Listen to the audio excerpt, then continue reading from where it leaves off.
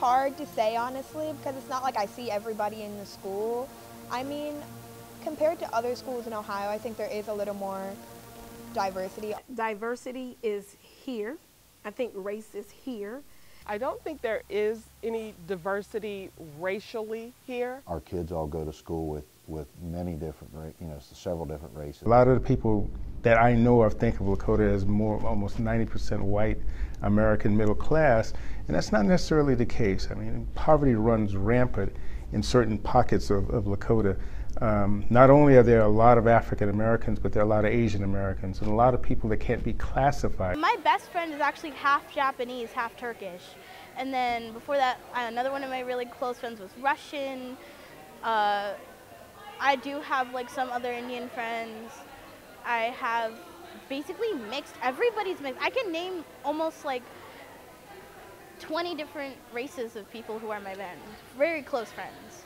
When I think about diversity, I think that there would be, when I go out into the public, not a majority of one race or the other, but everybody's included. I can see just all races, Asian, Black, Caucasian.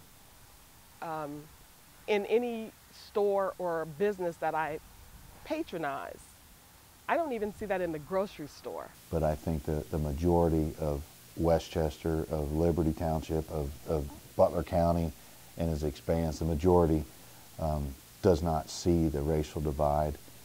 We're very fortunate being in Westchester with the diversity that we do have. Being an African American at East is something, you stand out, obviously, like it's very well known, but I think it's never something you should like feel different because of, even though you know you obviously are different. But I feel like in Lakota East specifically, there's a community that you always have somebody that relates to you despite the race. I was actually disowned for marrying an African American 26 years ago. We have a biracial daughter, and I found this area to be a lot more liberal. I was born down what they call the Jim Crow South, down in Alabama, when everything was by law was segregated, and blacks and whites couldn't even go to school together. We couldn't go to the same pool, or drinking fountains and bathrooms were all separate back in the 50s down in Alabama. And all the way through Alabama, Georgia, and Mississippi, it was like that. And of course, those times have changed, And one of the things that I would like to bring up about, racial identity is changing.